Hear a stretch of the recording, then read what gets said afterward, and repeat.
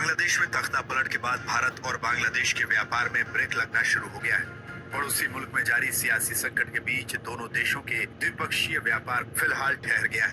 हालांकि निर्यातकों को उम्मीद है कि हालात जल्दी कंट्रोल हो जाएंगे, जिससे व्यापार फिर से सामान्य हो सकता है।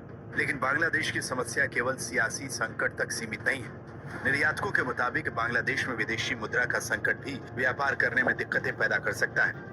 बांग्लादेश में पहले ही डॉलर की कमी, जिसकी वजह से देश की आयात क्षमता पर असर पड़ा है और भारत समेत दूसरे देशों से आयात में कमी आई है। दक्षिण एशिया में बांग्लादेश भारत का सबसे बड़ा व्यापारिक साझीदार है और भारत के तमाम पड़ोसी मुल्कों में ये दूसरे स्थान पर है।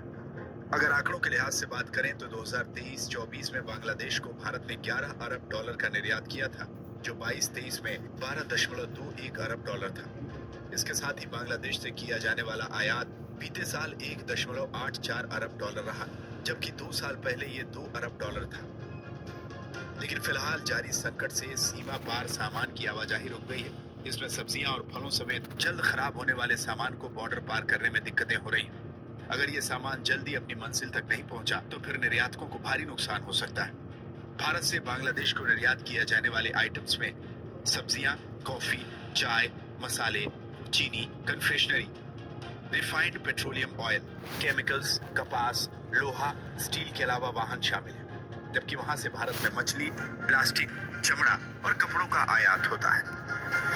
इसके साथ ही बांग्लादेश में महंगाई भी उच्च स्तर पर है, जिसकी वजह से वहां घरेलू डिमांड कम हुई है, जो खपत को घटाकर इंपोर्ट को कम करने का काम कर रही है।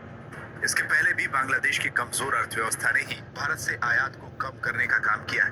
भारत से बांग्लादेश को निर्यात किए जाने वाले सामान पर पूरा टैक्स लगता है और इसमें south Asian free trade area agreement लागू नहीं है। वहीं बांग्लादेश से भारत आयात होने वाले आइटम्स पर साफ्टा के नियम लागू होते हैं, जिससे इन आइटम्स को भारत में जीरो टैरिफ का फायदा मिलता है। आज तक ब्यूरो।